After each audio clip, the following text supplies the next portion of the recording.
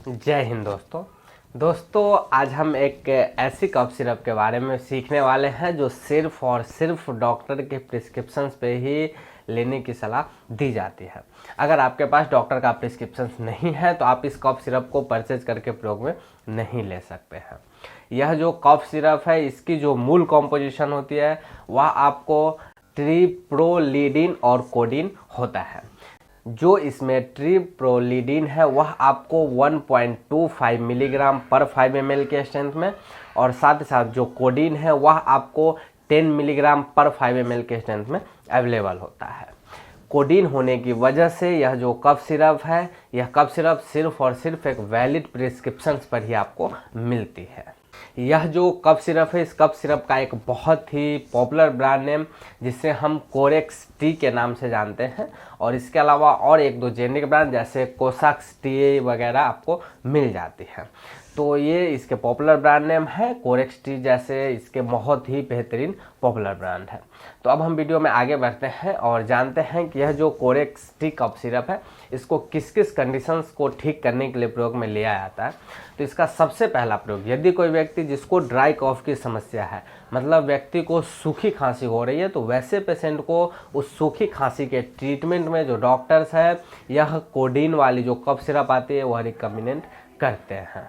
इसके अलावा यदि कोई व्यक्ति जिसका बॉडी पे एलर्जी सिम्टम्स हो रहा है, चाहे वह सीजनल एलर्जी हो रहा है, मौसम बदलने के कारण हो रहा है, या फिर सर्दी की वजह से एलर्जी हो रहा है जिसमें जो व्यक्ति है उसकी नाकें जाम हो रही है, नाकों से पानी आ रहा है, नाकें लाल हो गई है, साथ साथ वाटरी आइज मतलब आँखों से पानी वगैरह आ रही है, छींके आ रहा है, आंखें लाल हो गई है, तो इस टाइप के जो एलर्जी सिम्टम्स है उसको भी कंट्रोल करने के लिए जो डॉक्टर्स है या कोरेक्स टी जो कफ सिरप आती है वह रिकमेंड करते हैं। मतलब अगर हम ओवरऑल समझे तो इसका प्रयोग आपको यदि कोई व्यक्ति को कोई एलर्जी सिम्टम हो रहा है और साथ ही साथ जो ड्राई कफ की समस्या है, मतलब सर्दी खांसी जुकाम की दिक्कत है, तो व्यक्ति को रिकमेंड करेंगे।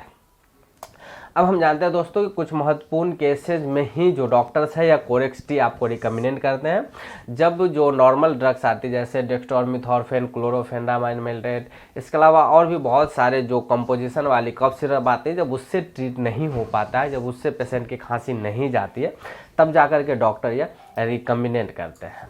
ज़्यादातर जो यह कोरेक्स टी कफ सिरप है यह ओल्ड एज के जो पेशेंट होते हैं, जो बुजुर्ग पेशेंट होते हैं, वैसे पेशेंट को रिकमेंड करते हैं, क्योंकि वैसे पेशेंट में कई बार नींद ना आने जैसी भी समस्या होती है, तो इसीलिए डॉक्टर्स वहाँ पे आपको रिकमेंड कर सकते हैं। अब हम वीडियो में आगे बढ़ते हैं और जानते हैं कि यह जो कोरेक्स टी कफ सिरप है इसके क्या कुछ साइड इफेक्ट्स आपको देखने को मिल सकते हैं। तो इसके सबसे पहले कॉमन साइड इफेक्ट्स में व्यक्ति को नोजिया, वोमिटिंग जैसी समस्या हो सकती है।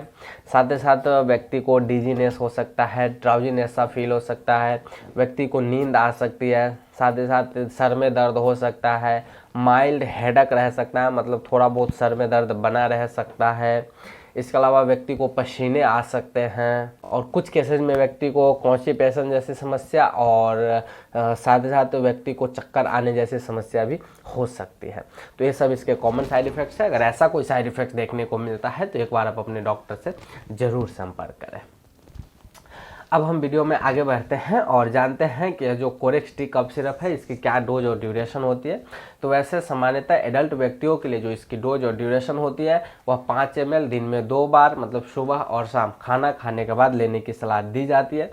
इससे ज़्यादा डोज कभी भी नहीं दिया जाता है, नहीं तो व्यक्ति को बहुत ही ज़्यादा नींद की समस्या हो सकती है। और इसके अलावा दोस्तों यह जो कोरेक्स टी कफ सिरप है यह आपका एक शेड्यूल्ड एच की दवा होने की वजह से सिर्फ और सिर्फ एक वैलिड प्रिस्क्रिप्शन पे ही आपको मिलेगा। और अगर वीडियो के लास्ट में इसके सेफ्टी एडवाइसेज और प्रिकॉशंस की बात करें तो मैं यही बताऊंगा कि इसका प्रयोग आप कभी भी खुद से ना करें, यह बहुत ही खतरनाक ड्रग है, और साथ साथ बच्चों के लिए तो यह कभी भी प्रयोग में नहीं दिया जाता है। तो आई होप दोस्तों मैंने आपको संपूर्ण जानकारी दिया हो इस कोरेक्स टी कफ सिरप के बारे में। तो मिलता हूँ अब आपसे अगले वीडियो में किसी अगले टॉपिक के साथ।